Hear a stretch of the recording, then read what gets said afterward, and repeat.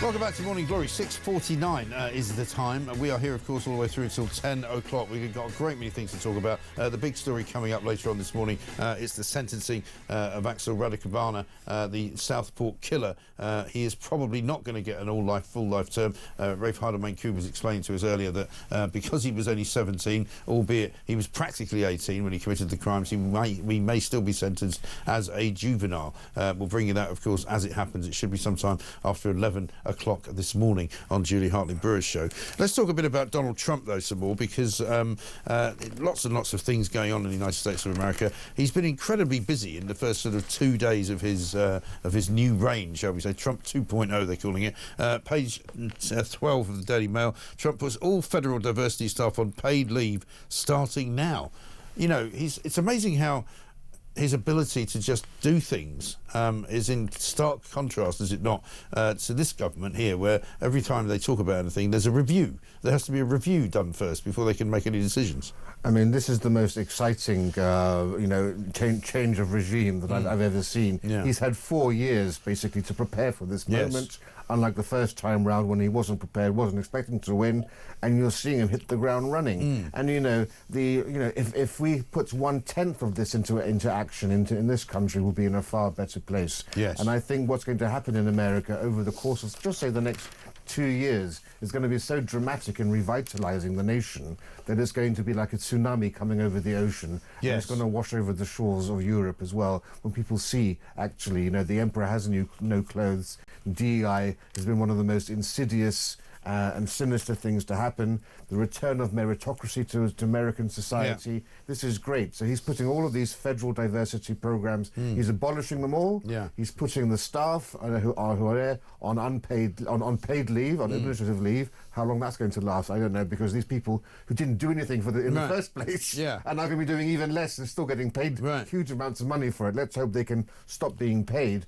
But I think it's so important for him to make this stand. And also, it's funny, the deep state is so powerful in America that the Trump administration know that lots of these DI programs are going to be renamed as other things to try to hide them. Wow. And so that they've told people, you have 10 days to inform us if any of these shenanigans are going on, and you'll get no penalties. If we find out after 10 days this has happened, there are going to be severe repercussions for anybody who didn't whistleblow. And it's been brought into stark contrast recently because of those fires in Los Angeles, because we've seen what happened to the Los Angeles Fire Department, which seems to be being run by people who were not appointed for their knowledge of how to put out fires. Well, as Bill Maher said, because one of them is the lesbian, the fire chief is a lesbian, and he said, was this the best person for the job or the best lesbian for the job? Exactly. Because there's a big difference in meritocracy. This is the same woman, I think, who said that if a man is caught in a fire, she was asked whether she could carry a man out of a fire. That's a different one, but yes. But they've all got the same name. It's easy to confuse them. And she said, well, if you're a man and you got caught in a fire, then you're in the wrong place at the wrong time.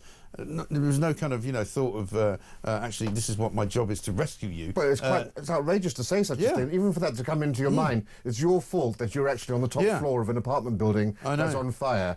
But then also to say, well, actually, what the thing people want when their house is on fire is for someone who looks like them to come and save them. Right. That's not the first priority. It's really not. Most people have, I don't care. Chinese. I'm really going to have a Chinese I don't care if firefighter somebody with 2 heads turns up to carry me out. I'd be more than happy. Thank you very much indeed. Let's talk about Rachel Reeves, because it started yesterday. The story started appearing. She's been in Davos talking ridiculously. I was watching last night some of the coverage of her speech, and she was being interviewed on various news programmes, talking about how, I've drawn a line under the chaos of the last government's fiscal policies. And you're going, hang on a minute, only yesterday we learned that 18 billion practically had been borrowed just in the month of December alone, the most money that's ever been borrowed in a December since COVID, and before that since the last financial crisis of 2009. And the idea that she keeps telling people that she's brought stability back to the economy is a complete and utter nonsense. She's now going to war basically with several members of the cabinet, including Ed Miliband, because she wants growth to be, a more important mission, shall we say, than net zero. Yeah, well, look, this is the first time I'm going to say bravo Rachel Reeves on this front. Rachel from accounts, even a broken clock is right twice a day.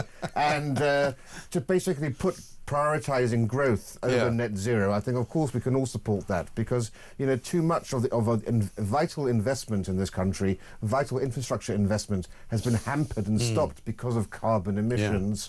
That's hampering us at a time when growth is basically, flatlining. We've now seen in America, people may have issues with Trump saying drill, baby, drill, and going after oil and gas, but the point is, America's economy is going gangbusters. We are stagnating. We're going backwards. You know, you just compare the EU economy to America's economy. In 2008, they were level pegging. No comparison. Now there's no comparison. And the fact that we're still discussing, can I just say, we're still discussing a third runway at Heathrow for what, 20 years, 25 years? Meanwhile, you know, China has built about 100 airports in the time that we've been discussing this very issue. Also, the problem with the net zero economy and the net zero kind of mission is that basically it's all about subsidies and it's all about public money being used to stimulate private investment, which it never really does. It just means that you get a load of public money going into companies that get very wealthy and make a fortune, but there's no great benefit to the public. The sign, of course, that you need to look for in the Financial Times is that just how left-wing can they get. They've got a headline today saying Trump stalls $300 billion worth of infrastructure funds as his Biden climate agenda is ditched. They're basically saying there's worries that the federal infrastructure funding is at risk. Well, that's another word for public money. And the reason that Trump is ditching it is because he doesn't want to put public money to the tune of $300 billion into the net zero black hole. Because what's the point? But, you know, they're taking that as a negative, as opposed to what most people will do and say, well, that's a positive. I'm glad he's pulling the funding because that's not where people want the money to be spent. This is just like DOGE, the Department for Government Efficiency, right? You want the American dollar to be spent in the most useful and efficient way, and clearly a lot of these schemes are not the most efficient way to be spending this sort of money. But you also have to say, look, Britain and Europe are hampering themselves. If the rest of the world is going gangbusters for growth by actually doing great infrastructure projects and doing things that are perhaps not net zero friendly, we are the one part of the world that's hampering ourselves so much, actually, that we're going to be left in the dust. Yeah, absolutely right.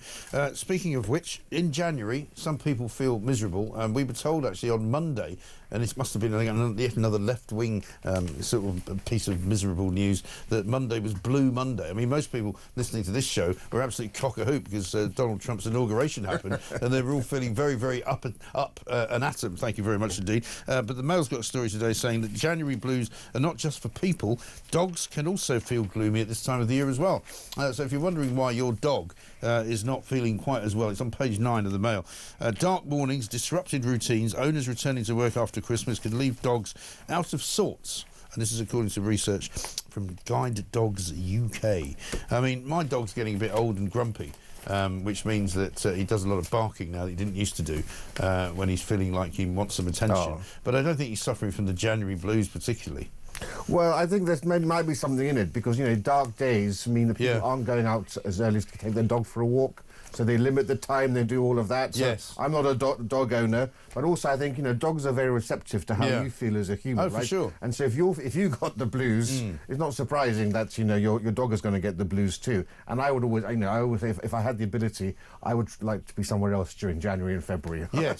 Yes, if you can go somewhere warm and sunny, it's always a good time to do it, isn't it? But I mean, I've never really suffered, I must admit, from the January blues because you have some time off at Christmas, and then by that stage, and I mean, this harkens back to the other story about being happily married, you just want to get out of the house. You want to get back to work and leave the kids alone, leave the wife or the husband or whatever it is, and actually get back to doing proper work. And that's what I always quite like doing in January. Yeah, freedom from family is a great freedom incentive. From family, absolutely right. One final one, spreadable coffee on toast. Now, this is in Daily Mail as well. I think it's on, I thought I was going to say it was on page 3, but it's not. No, it's on page 5. Forget marmalade, coffee on toast. A Swiss-based business called No Normal Coffee has launched a dark roast paste made from Arabica coffee beans. I don't know whether it's got any caffeine in it, but I suppose you could take that as a hit to keep you awake in the morning. Yeah, well, what's the point of coffee if there's no caffeine in it? I never got this decaffeinated. Yeah, decaffeinated coffee, which some people in America drink more than I think we do here. Yeah, what's the point of that? Absolutely no point. I'm not particularly a fan of the taste of coffee, so I don't think I'd want to put it on toast. Oh, I like decent coffee, but we're not. That's the thing. Are you going to now have these new tubes of macchiato, soy latte tubes to mix in with them? I don't know how far they're going to go. I know, it is ridiculous, absolutely ridiculous. I'll tell you what I did notice yesterday at one of my tube stations that I use quite a lot. There used to be a sweet shop there, which also sold newspapers. It's now become a coffee shop, because there's these bleeding, sort of gourmet coffee shops opening up everywhere. Well, we need to defend. I can't be bothered. We need to defend tea and the drinking of tea. Because yes. I think tea's under threat now when these trends are like, bring back Lions Corner houses. Absolutely, I couldn't agree more. I'm a big fan. According to the Telegraph, says Keith in Hertfordshire. We talked about this. 1 in 12 illegals in London. That's 585,000 people. An absolute disgrace. Keep the Lord's feet to the coals. Yeah, we haven't got any Lords on today, I don't think, have we? Anyway, this is Morning Glory. Back after the news. Thanks, Ray.